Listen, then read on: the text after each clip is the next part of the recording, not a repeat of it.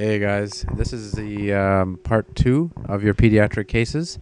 So you guys did an excellent job on the previous round, and I'm sorry about the delay. Just some family things came up, and I couldn't answer the cases as quickly as I hoped. But thanks for understanding. So case A was the straightforward, well, maybe not so straightforward neonatal case. What's helpful and what is linked in this group's response is the AHA guidelines for neonatal resuscitation.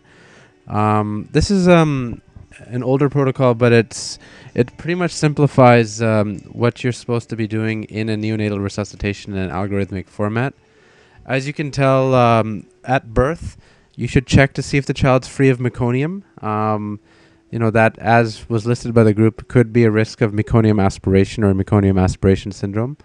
Is the baby breathing or crying? Is there good muscle tone?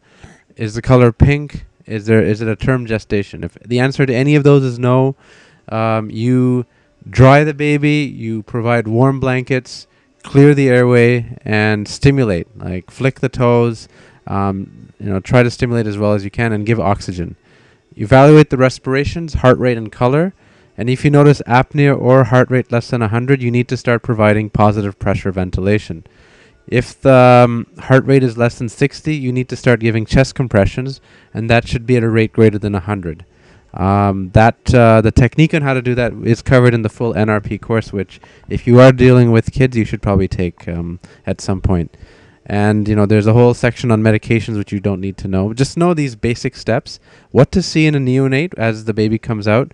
Like, is the child free of meconium, breathing, crying, good muscle tone, color pink, etc. And the basics such as when to provide positive pressure and when to give chest compressions. The next step is important to know as well is if there's meconium present, there could be meconium basically is a fetal stool that is present in the amniotic fluid. Usually happens in cases of fetal distress if it's a complicated delivery. In this case, you need to suction the mouth, nose, and posterior pharynx after the delivery of the head, but before delivery of the shoulders. After delivery, you have to ask yourself, is the baby vigorous? And in the NRP parlance, vigorous is defined as strong respiratory efforts, good muscle tone, and a heart rate greater than 100. The technique of determining the heart rate is you take your 2 fingers in a pincer grasp around the umbilical cord and just check it. You'll feel pulsations.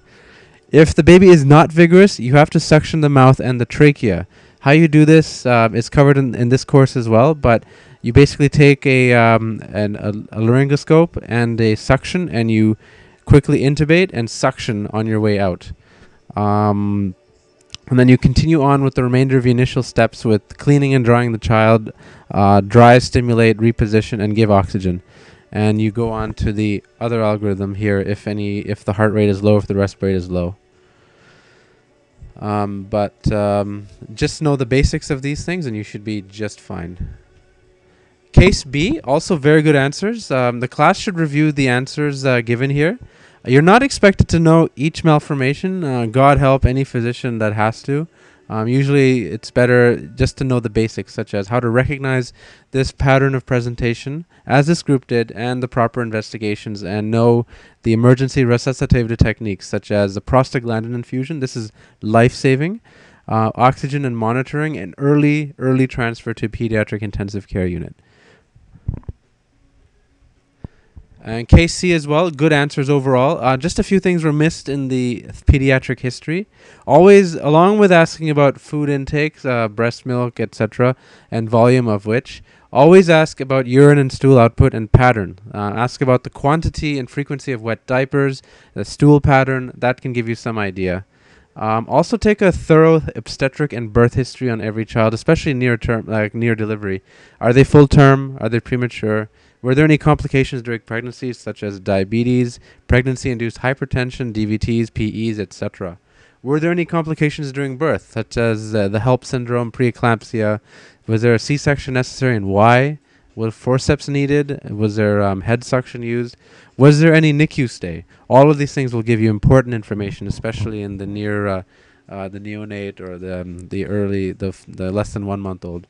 Also, remember the HEADS interview in adolescence.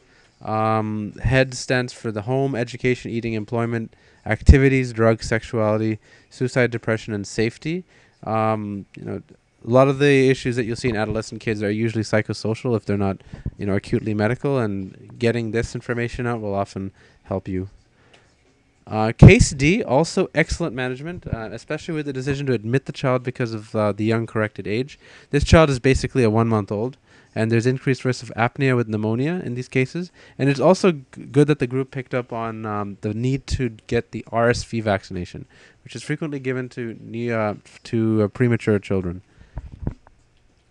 We're just going to go over the second round of cases, and then we'll post the links on the Blackboard. And the responses are due in about 1 week. So case alpha, it's the same group as case A, same people, but the child itself is new. So this is a 4-year-old that has been brought to your emergency department after having a limp for 4 days. 2 days ago, the child developed a fever up to 38.5 at home. His vital signs are 110/70, heart rate is 110, temperature is 38.7, respirate is 20. He appears unwell, pale, and is holding his right hip flexed with a slight external rotation. And when you feel his hip, it's very warm to the touch and tender. What do you think is going on? What is your plan for investigation and treatment? What is your general approach to a child at this age with a limp? And what is a differential diagnosis? What conditions could be involved, and how would you go about investigating these? And make sure you to mention things like transient synovitis, leg calf Perthes disease, and skiffy joints. Case beta, it's the same groups as group B. So a 3-year-old child is rushed to your emergency department following, this is also a different child as case B. A 3-year-old child is rushed to your ER after having what appears to be a 1-minute generalized tonic-clonic seizure.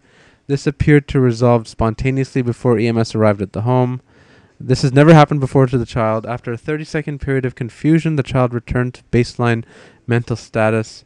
There's no past medical history, no medications, no allergies, no contacts, no travel, no recent illness, no fever, though the child might have had a fever earlier in the day, I should add.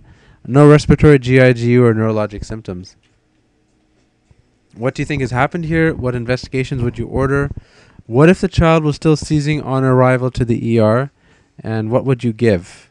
Go over first, second, and third line agents and doses. What signs and symptoms would you find in more sinister causes of seizure? Such as, what if, I guess I should just be plain here. What if it was a bacterial infection causing this? What would you look for? What if it was a tumor causing this? What would you look for? What advice would you give parents when you send this child home, assuming it is a benign cause and you can send them home? So case gamma, same as group C. We'll revisit this child in group C. This child basically has sepsis. So what constitutes a full septic workup, and who should get one? What decision-making algorithm would you use in kids between the ages of 0 to 36 months who present with fever? To what extent have modern vaccinations made the paranoia surrounding bacterial infections irrelevant? Now, this is more of a bonus question. It's just see if you can find any articles in the literature, and we'll see what you come up with. Case delta, same as members as group D, and questions are basically that arise from the group D case. How would you diagnose and treat a severe case of bronchiolitis? In X-ray, in the previous case, I should say mentioned bilateral infiltrates but showed no consolidation, which would be consistent with bronchiolitis. Also, what is your emergency assessment and management of croup? Such as, who would you give, for instance, epi to, and who would you just give steroids to? How would you treat an acute asthma exacerbation in a child? It's important to know the doses of your the medications that you give in this case, since you'll have to know quickly to give them in an emergency setting. And that's all. We look forward to seeing your responses.